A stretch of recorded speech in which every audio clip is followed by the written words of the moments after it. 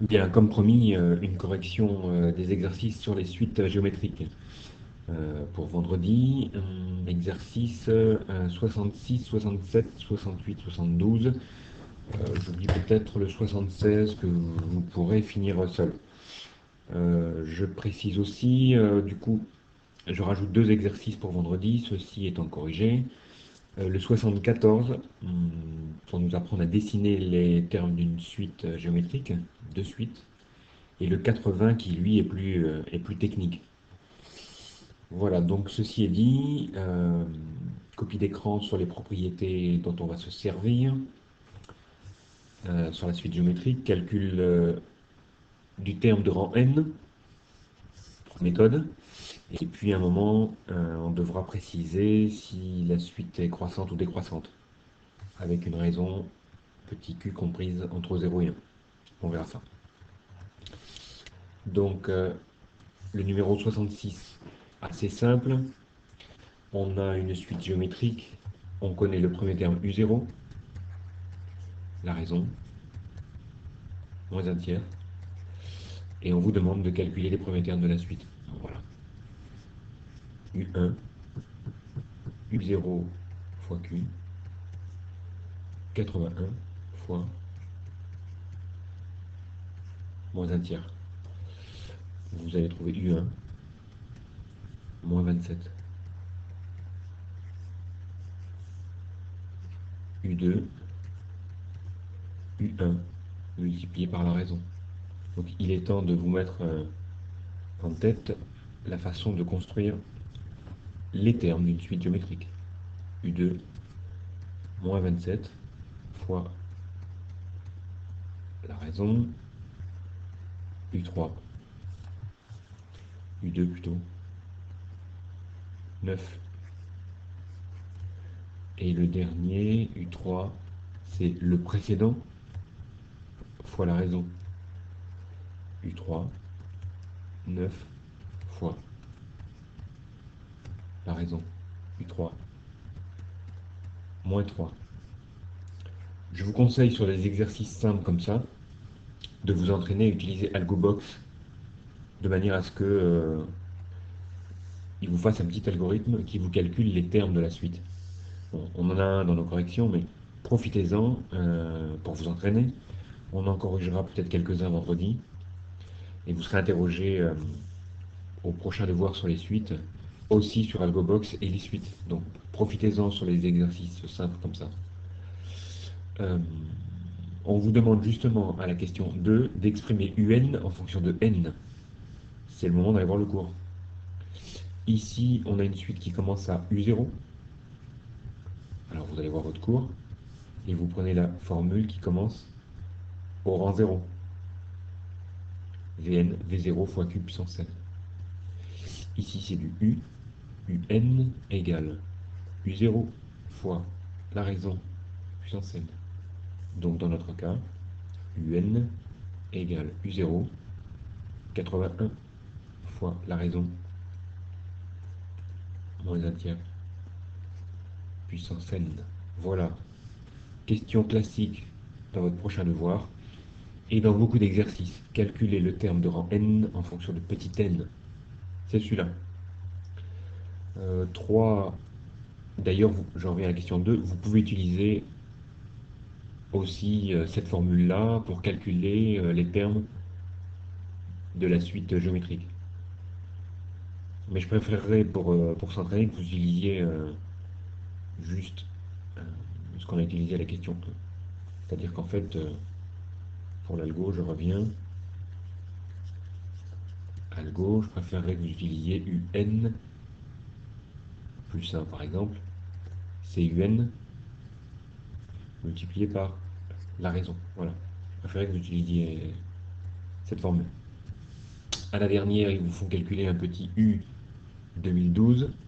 Je pense que certes, la plupart d'entre vous vont avoir à peu près 0. Bon, moi j'ai tenté sur ma calculatrice. Lorsqu'on fait 81 fois la raison exposant 2012, j'obtiens un résultat machine de 8,7 fois 10 puissance moins 959. Autant dire à peu près 0.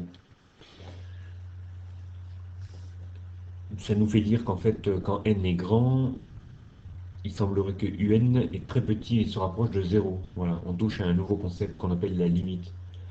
Bon, voilà. Encore des perspectives pour AlgoBox, pour nous faire chercher ces fameuses limites, quand n est grand.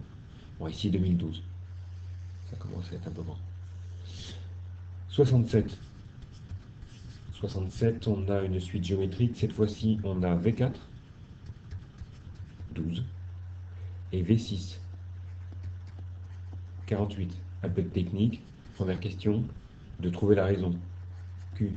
Et on nous précise que Q appartient à R plus étoile. Alors vous apprendrez avec un peu d'expérience que quand ça c'est précisé, c'est que visiblement, si on résout une équation, il y aura le choix sur la valeur de Q.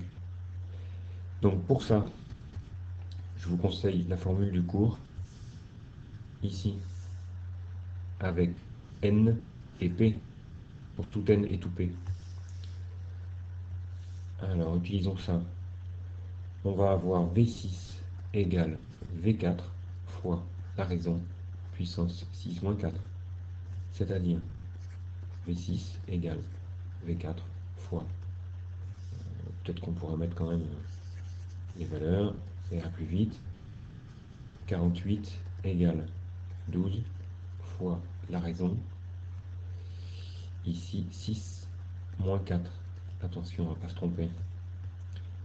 48 égale 12 fois Q au carré. Ça nous donne une équation avec la raison Q carré 48, 48 sur 12. Voilà. Ça va vous donner 4.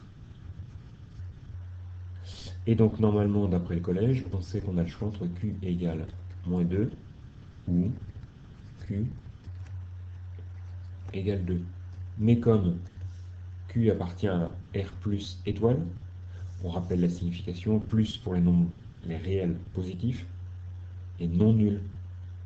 D'accord? Donc on ne peut pas avoir ça. Donc la raison, c'est 2. Voilà. Première question.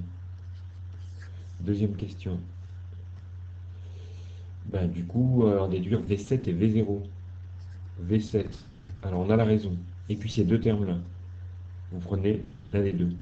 Par exemple, V4 fois la raison, puissance 7 moins 4. V7 égale. Donc V4, 12 fois la raison au cube. Voilà. V7, 12 fois 8. Ça vous fait 96, la somme. 96. Voilà pour V7. Pour V0, vous repartez de... Moi, souvent, je prends le plus petit en indice. Il y a 4, 6, 7. Je vais prendre V4. V4, V0 fois la raison, puissance 4. Je reviens à mon cours. Celle-ci, cette fois-ci. Vous comprenez la nécessité de maîtriser votre cours parfaitement et ses formules. V0, du coup V0, V4 sur 2 puissance 4. Donc en fait on a un V4 de 12, un 2 puissance 4, 8 fois 2, 16. Voilà pour V0, ce qui va nous donner un V0 de, on divise par 4, 3 quarts. Voilà, 0,75. Euh, je vous conseille à ce sujet d'aller utiliser le logiciel Sine Qua Non dont je vous avais déjà parlé. Vous choisissez l'icône ici sur les suites. Vous précisez quelle suite vous avez. Donc vous avez une suite qui commence à U0, puisqu'on connaît même son premier terme, 0,75. On va même pouvoir le mettre ici, premier terme, 0,75. Alors, vous avez deux types de suites. Celle qui dépend de petit n et la suite récurrente, comme nous là, un en fonction de un-1, le précédent. Quelle est la fonction? Ben, ici, nous, la raison, c'était 2, je crois. Donc on double le terme précédent. Donc la fonction qui est derrière, c'est 2 fois x. Voilà. Et il vous calcule tous les termes. On peut vérifier, on avait quoi? V4, 12, ça correspond V7, 96. Et puis, qu'est-ce qu'on avait d'autre? Un V6, 48. Voilà.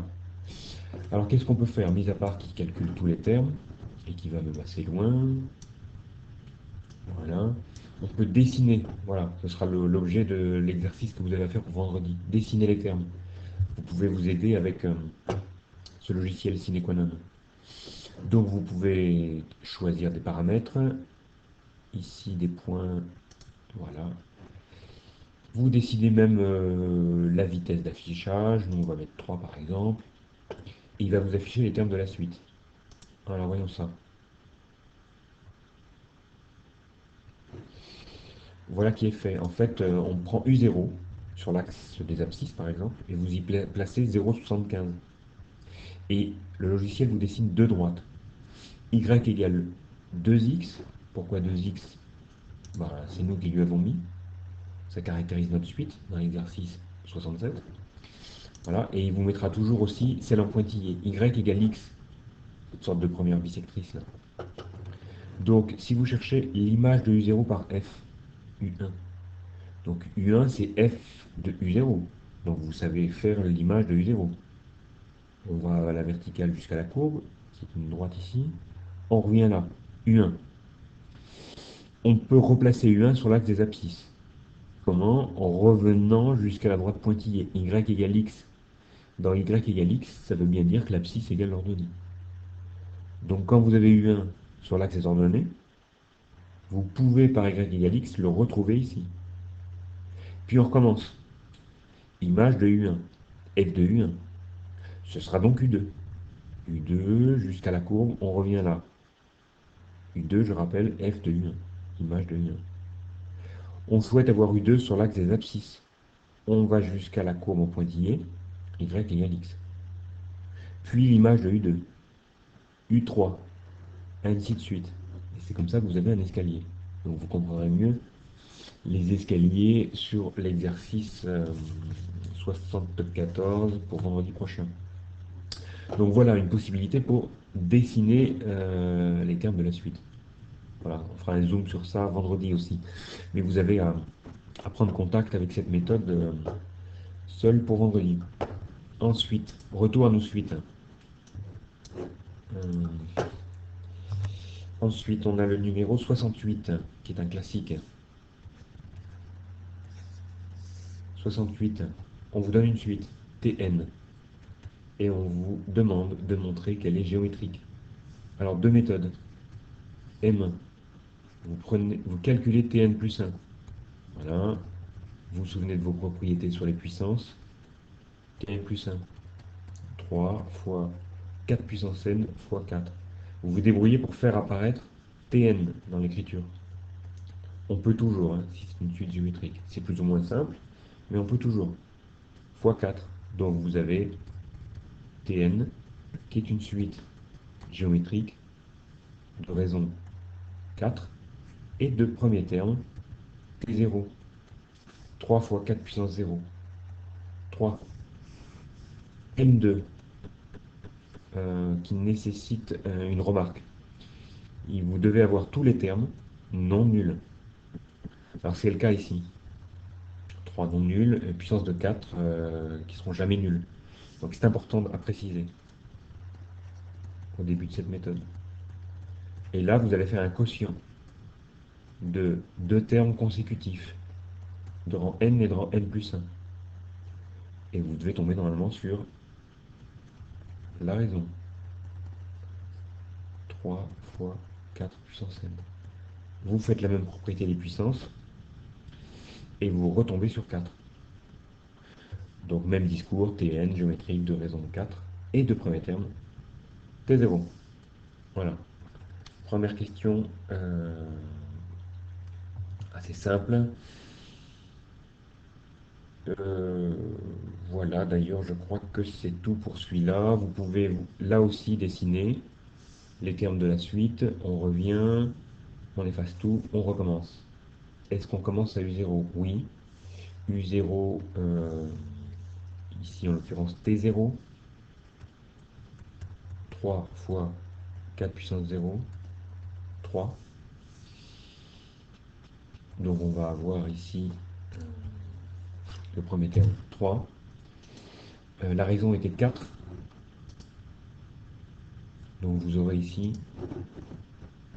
ce type de suite avec 4 fois x. Bon, voilà. Voilà vos termes. Qu'est-ce que ça se passe? Qu'est-ce qui se passe si on souhaite les dessiner? Alors là, comme ça augmente très vite, on voit pas trop les termes. Unité de graduation, au lieu de mettre tous les 1, on peut déjà mettre tous les 2 ici. Ça nous permet de gagner un peu de visibilité. Et là, on peut retrouver. Alors, vous pouvez aussi agrandir un peu. Je crois que c'est par là. On doit pouvoir trouver. Ou ça a déjà été fait. Bon, j'aurais souhaité agrandir un petit peu le graphique, mais ça m'aurait intéressé à droite et à gauche. Vous pouvez encore, en déplaçant l'axe des Y à gauche, vous pouvez, voilà, gagner un peu en lisibilité. Voilà, je crois que j'y étais un petit peu fort. Euh, c'est sur la longueur de l'unité. Je me suis trompé, c'est pas ce paramètre-là, c'est celui-là. Voyons. Bon, écoutez, vous cherchez, vous bidouillez un petit peu dans les paramètres et vous verrez plus de termes. Voilà. Je reviens à mes corrections. Le 168 étant fait, on a le 72, qui était un petit bout d'algorithme. Alors, on vous demande de décrire plus ou moins ce que fait cet algorithme. À la première question, on vous demande de calculer les trois premiers termes, U0, U1 et U2. Là, là et là. Donc quand vous regardez l'algorithme, dès le début, il y a une affectation. 7 vers U. Donc voilà, votre U0 il est là. Ça commence. C'est-à-dire qu'en fait, tous les termes de la suite vont être dans la variable U. Donc au début, U c'est 7. Puis vous rentrez dans une boucle. On vous a demandé d'abord de rentrer N avec l'affectation, la phrase saisir N. Vous rentrez dans une boucle pour I allant de 1 à N. Alors d'ailleurs, il y a une petite erreur, je crois, à l'affectation lorsqu'il y a marqué 0,9 fois U. C'est pas vers N, comme il est précisé ici, mais vers U. Voilà. Nouvelle valeur de U. Ce qui fait que le calcul va être tout simple. Vous avez 0,9 fois U. Mais U, c'est 7. Voilà. Et vous allez avoir 6,3. Et à ce stade-là, U a la valeur 6,3, puisqu'il y a l'affectation 0,9 fois U vers U. On re-rentre dans la boucle. On suppose qu'on a donné une valeur à N.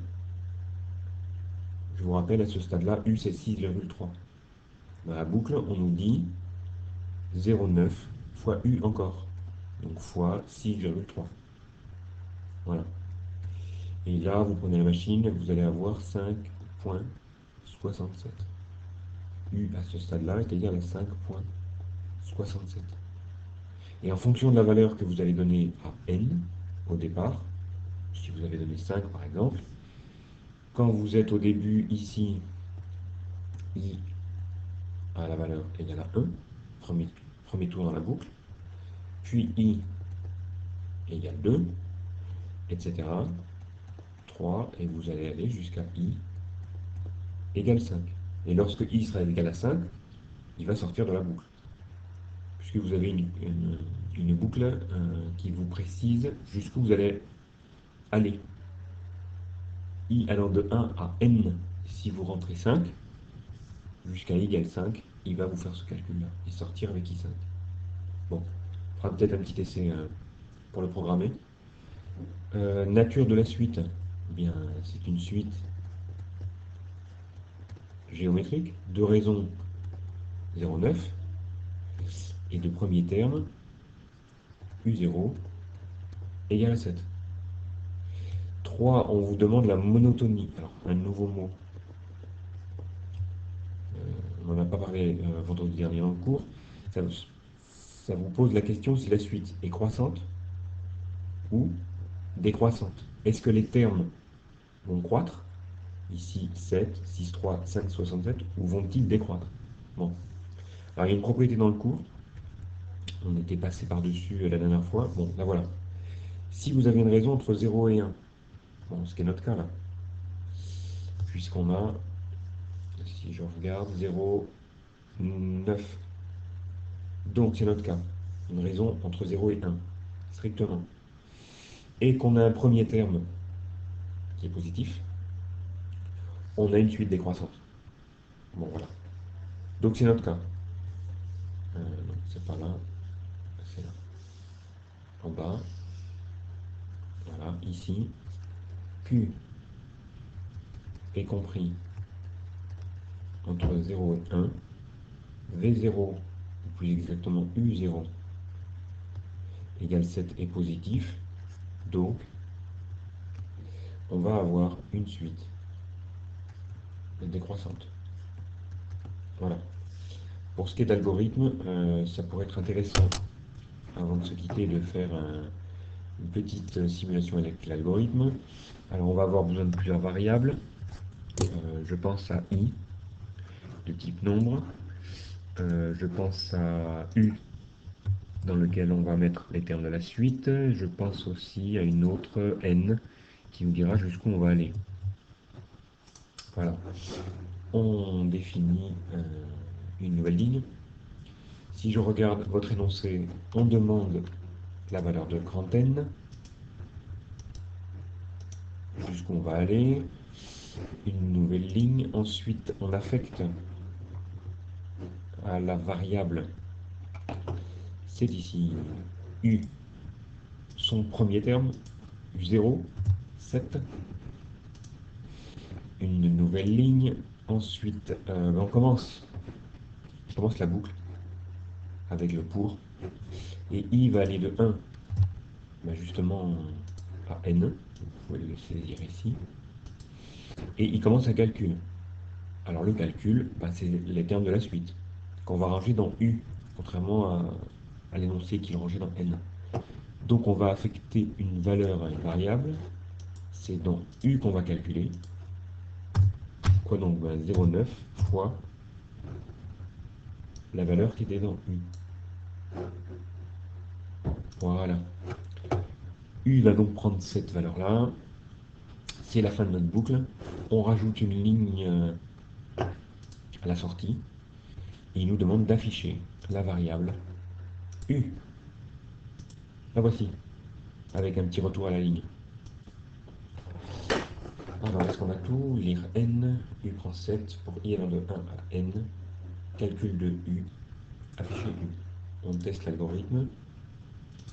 Il vous demande jusqu'où vous voulez aller, par exemple U3, 5, 10. Est-ce qu'on a eu ces résultats? Nous, c'était arrêté à U2, donc voyons plutôt pour 2, 5,67. On retrouve. Je vous conseille, pour ceux qui ont du mal un petit peu à comprendre ce qui se passe, cochez le mode pas à pas et relancez et recalculer pour n égale 2. Voilà. Faites entrer. Et il vous montre ici la ligne qui est en train d'être exécutée. Lire n. Là. On vient de rentrer 2 dans n. Donc c'est ce qu'il dit. Vous continuez. Il affecte à U la valeur 7. Donc vous voyez exactement où en sont les valeurs.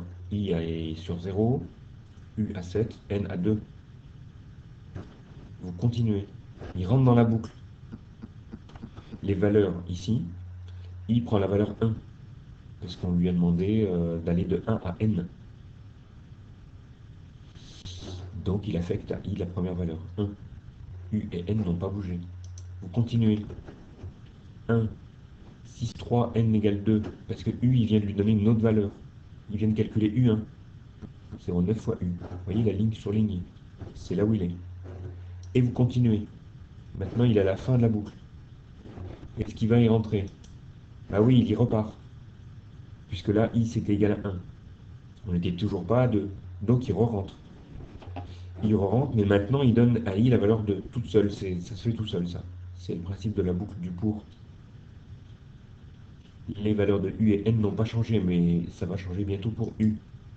En effet, puisqu'il calcule u2, il fait 0,9 fois u1.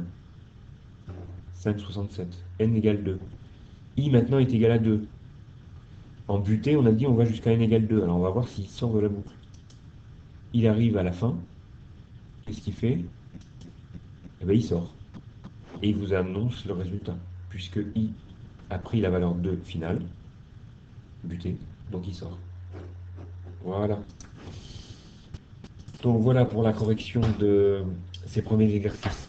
Donc je vous rappelle, vous devez vous entraîner sur le 74 pour dessiner les termes de la suite. Vous pouvez aussi dessiner les termes des suites 66, 67, 68 avec sine qua non. Et le 80 est plus technique. Donc voilà, accrochez-vous et travaillez votre cours. On continuera vendredi. Correction des suites géométriques, suites arithmétiques et exercices combinant les deux. Voilà. Bon courage pour la suite et bonne fin de